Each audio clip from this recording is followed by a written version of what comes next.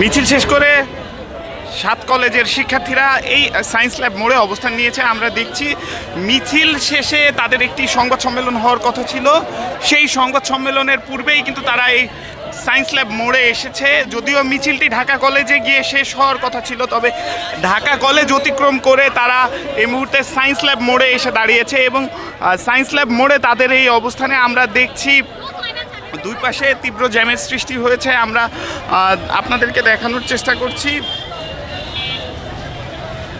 বেশ কিছু দূর চলে গিয়েছে তাদের এই মিছিলের কারণে সায়েন্স ল্যাবে বেশ কিছু দূর গাড়ির যে জ্যাম, সেই জ্যাম চলে গিয়েছে। পাশাপাশি আমরা আপনাদেরকে জানিয়ে রাখছি, মূলত বিশ্ববিদ্যালয় অধ্যাদেশ জারির দাবিতে তারা এই অবস্থান কর্মসূচি নিয়েছে।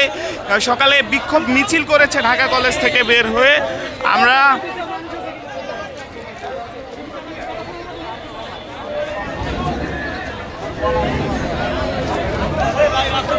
আপনাদেরকে জানিয়ে রাখছি, মূলত ঢাকা সেন্ট্রাল বিশ্ববিদ্যালয় বা ঢাকা কেন্দ্রীয় বিশ্ববিদ্যালয়ের দাবিতে তারা আজ সকাল থেকেই বিক্ষোভ মিছিল করেছে ঢাকা কলেজ থেকে বের হয়ে, এবং সেই বিক্ষোভ মিছিল শেষে কিন্তু তারা এখানে এসে অবস্থান করছে।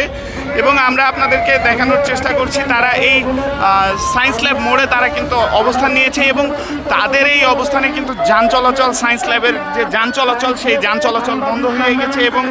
এবং চারপাশ থেকে আমরা দেখছি তীব্র জ্যামের সৃষ্টি হয়েছে।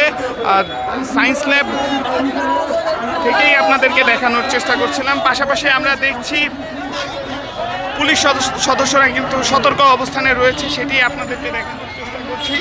এর পাশাপাশি আমরা দেখছি সায়েন্স ল্যাবের যে যান চলাচল অবরুদ্ধ হওয়ার কারণে, যান চলাচল বন্ধ হওয়ার কারণে তীব্র যানজটের সৃষ্টি হয়েছে। 3 পাশ থেকেই গাড়ির যাতায়াত বন্ধ থাকায় যানবাহন চলাচল কিন্তু বন্ধ হয়ে গিয়েছে এবং আমরা দেখছি শিক্ষার্থীরা কিন্তু স্লোগান দিচ্ছে।